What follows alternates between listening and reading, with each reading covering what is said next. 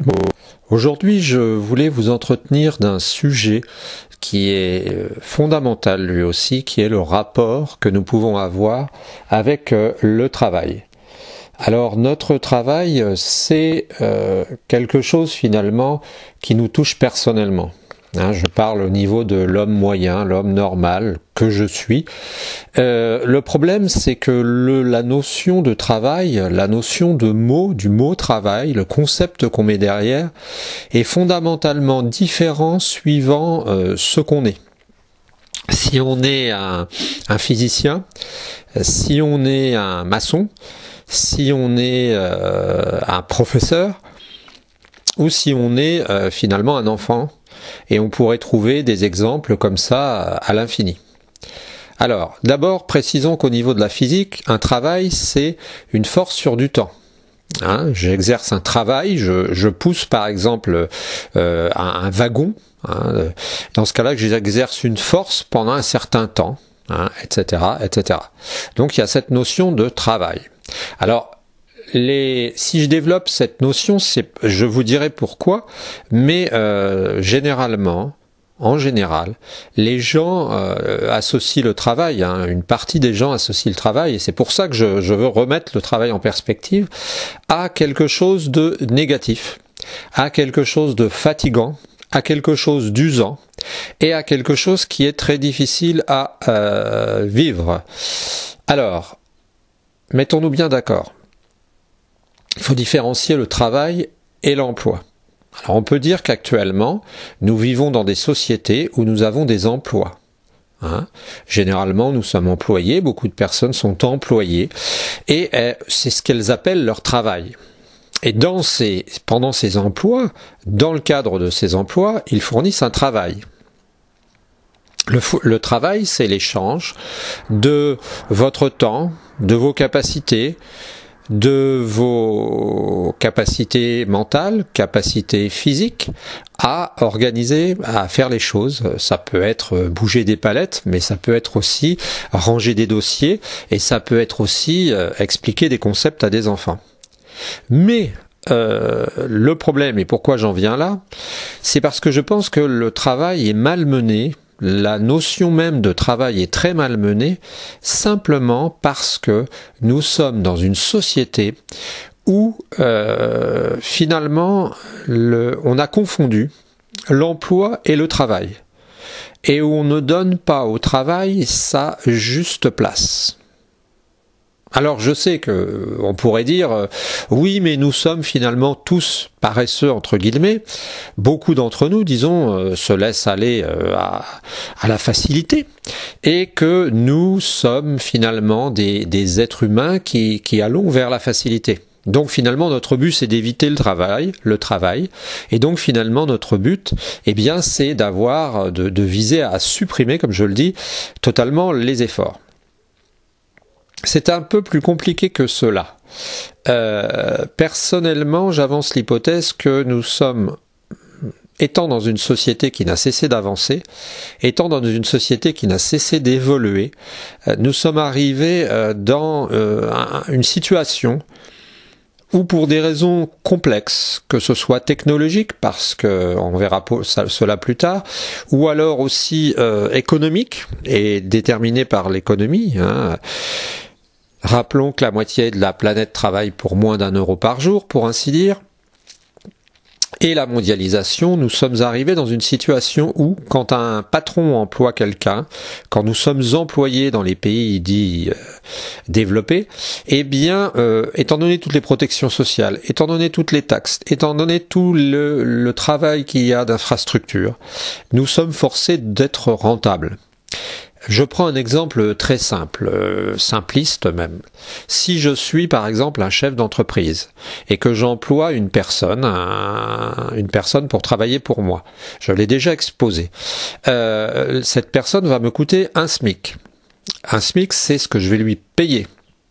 Mais je vais devoir aussi payer les cotisations sociales, parce que tout le monde ne bénéficie pas d'avantages pour pouvoir employer des gens à 0 €. L'image du patron qui emploie des employés gratuitement parce qu'ils font des stages, ça existe, mais ça n'est pas que ça. Plus dessus, il va falloir que je tire mon bénéfice. C'est-à-dire qu'en très gros, et en exagérant, à 10 € de l'heure, si j'emploie quelqu'un, il faut que cette personne me rapporte net 30 €. Et on voit que pour que la personne me rapporte 30 €, quand on est entrepreneur soi-même ou quand on a parfois fait des essais, il faut quand même charbonner et turbiner. Donc on est dans une situation, indépendamment de l'égoïsme de certains patrons ou de l'avarisme, pourrait-on dire, eh bien on est dans une situation où le travail est devenu une denrée, quelque chose qui est à la fois rare et qui est fatigant, qui est usant, qui est cassant. Rappelons les troubles musculo-squelettiques des caissières, des gens qui travaillent dans les usines les plus diverses. Nous sommes donc dans une situation où le travail a une connotation négative parce que justement ce même travail est quelque chose de, comment pourrait-on dire, qui vous esquinte souvent. D'autant plus que certains travaux mènent au burn-out, certains travaux mènent directement à des dépressions, etc., etc.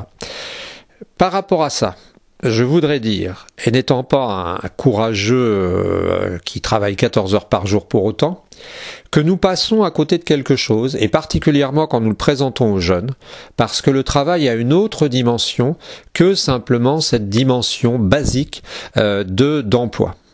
C'est-à-dire qu'on le voit bien quand nous sommes chez nous, on le voit bien quand nous travaillons pour nous. Il peut nous arriver quand nous sommes complètement passionnés, quand nous sommes complètement intéressés, de nous consacrer de manière presque exclusive à notre travail, ce qui nous intéresse, et donc même les jeunes. Et donc cela veut dire que le travail en lui-même n'est pas la raison exclusive du mauvais traitement qu'on lui fait. Donc je pense qu'il est bon de remettre les choses au point parce que si cela continue, au travail se rajoute souvent parfois l'effort, on risque de créer des générations de gens qui auront le travail systématique en horreur, l'effort en horreur, et qui ne verront qu'à travers la simplification en voulant en faire le moins possible. C'est déjà arrivé parce que, dans une certaine mesure, nous qui sommes des parents, et j'en fais partie, avantageons nos enfants en leur permettant de faire des études, s'ils font des études, en leur offrant certaines choses. Et au fur et à mesure, sans nous en rendre compte, nous les menons pas à pas jusqu'à l'âge de 18 ans, où ils deviennent entre guillemets adultes, et où ils se retrouvent complètement démunis parfois, parce qu'ils n'ont aucune notion de ce que c'est que de gagner de l'argent, ils n'ont aucune notion de ce que c'est que faire des efforts, ils n'ont aucune notion de ce que c'est tout bêtement que de vivre. Alors, dans ce sujet, je voudrais simplement vous interpeller sur ce thème en vous demandant de réagir et puis en vous mettant en garde de ne pas, comme on dit vulgairement, jeter le bébé avec l'eau du bain, simplement considérant que le travail c'est simplement un emploi, et en considérant que le travail c'est quelque chose d'absolument négatif. Bien entendu, si vous regardez sur Internet, vous tomberez sur beaucoup de vidéos, de textes disant « j'en ai marre de mon boulot, qu'est-ce que je peux faire ?» Oui, c'est vrai. Mais toutefois, une certaine partie de la population ne prend plus le travail comme valeur et l'effort comme moyen d'obtenir quelque chose. Et je pense que dans une société, c'est quelque chose de grave. C'est quelque chose de grave parce que ces gens livrés à eux-mêmes, s'ils n'ont pas du travail, nous en avons toujours, même si nous gagnons au loto, bien nous avons à nous laver, nous avons à faire un peu, un minimum à manger. Nous n'allons pas rester comme des larves sur un transat à la sortie, sur à côté de notre piscine. Donc je pense qu'il faut que nous repensions ce travail, il faut lui redonner finalement sans doute un intérêt, un sens, puisqu'il y a aussi le problème du sens du travail. Certains se plaignent de ne pas avoir de sens dans leur travail. Et puis, j'espère que vous allez pouvoir réagir sur ce sujet, me donner vos sentiments, vos impressions. Voilà, ne pas mélanger le travail et l'emploi, et puis aussi, louer l'effort, l'entreprise, l'initiative, le fait de faire quelque chose. Monsieur de Varjac, que j'ai beaucoup rencontré, apprécié particulièrement cette notion de faire quelque chose et cette notion de travail.